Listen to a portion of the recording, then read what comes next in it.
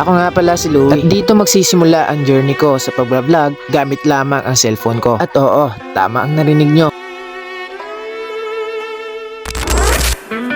Bago ang lahat, magpapasalamat muna ako sa Panginoon dahil nabili ko itong cellphone na to. January 2025, nung una kong nabili itong cellphone na to. At napakaganda nga ng kuha ng camera nito. Well, hindi naman siya masyadong kagandahan, pero sa taong katulad ko na walang pambili ay pwede na. Dito ako nakatira sa Osami City at ito ang kwento ng buhay ko. Kung last June nga ay nag-travel ako mag-isa at 200 pesos lang yung natira kong pera. Kaya nakisakay ako sa iba't ibang sasakyan na pwede kong masakyan. Marami akong mga video nito kaso na-delete ko dahil napuno na kasi ng video ang cellphone ko. At least bago pa man ako ma-assign trabaho ko sa malayong lugar ay napuntahan ko yung pangarap kong lugar. Isa nga pala akong station crew sa Jollibee at minimum wage lang ang sahod. At dito nga ako na-assign for 1 month sa Calamba. At kada uwi ko nga lang ng trabaho makaka-record. At namasyal din kami dito sa Dipolog kasama yung kaibigan ko. At dahil last day na namin sa Jao o tinatawag na Jolly on Wheels ay nagpasya silang maligo sa isang dagat na may angking ganda dito sa Calamba.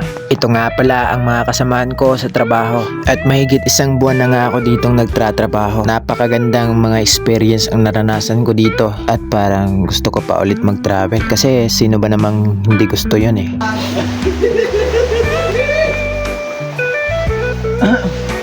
Puno ng saya at pagod ang naranasan ko dito pero okay lang yun dahil sulit naman.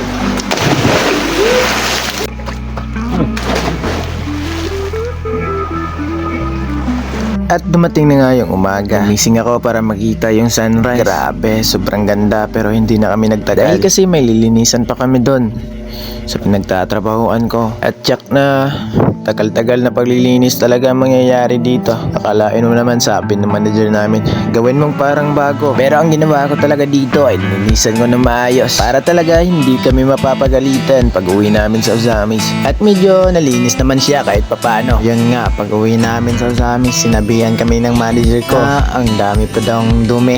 Sabi niya, natatawa na lang talaga ako nun. Wala na akong magawa kasi ang sarap na umuwi eh. Kailangan Tundog kita diri kayo sa Jollibee na oh. Kailangan no?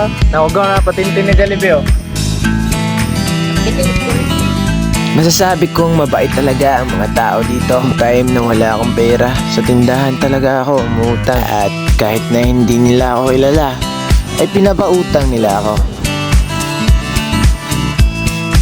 Kahit talaga anong gawin mong tiyaga at pagiging mabuting tao ay may makikita pa rin yung mga tao sa iyo na mali. Kaya gawin mo na lang yung gusto mo. Hayaan mo na lang sila.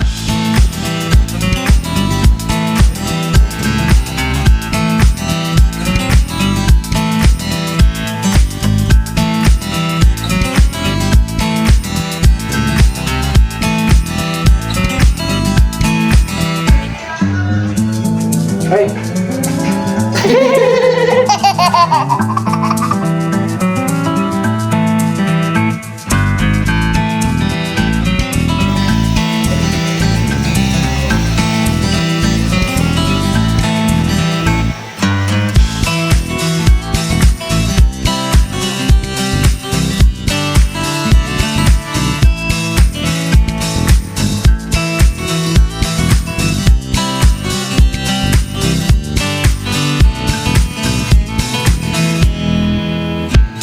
Pag-uwi nga namin galing Calamba ay nag-stop over kami dito sa Orquita. At napakaraming street foods dito. Nung bumili kami, akala namin nakapagbayad na kami. Hindi pa pala. Kaya laking gulat ko nung hinabol kami ng tindera. Wala lagi stabilize tayo na kayo.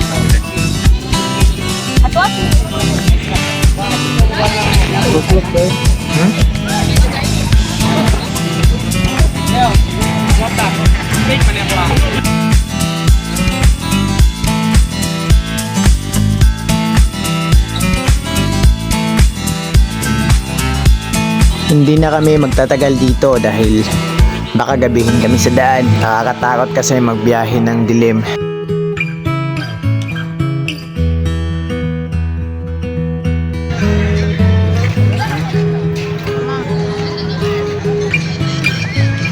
Quiz.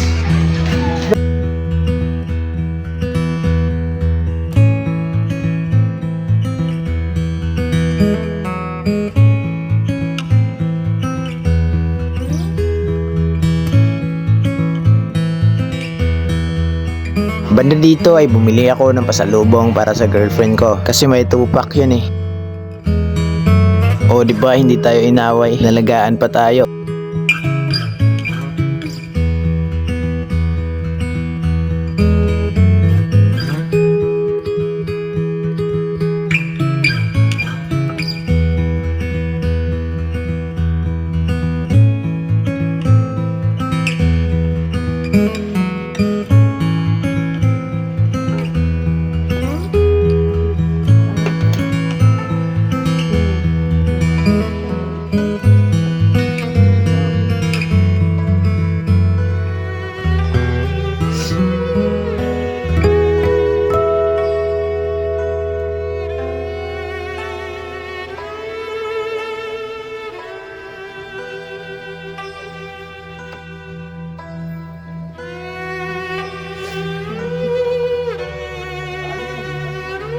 Iya, bener mo.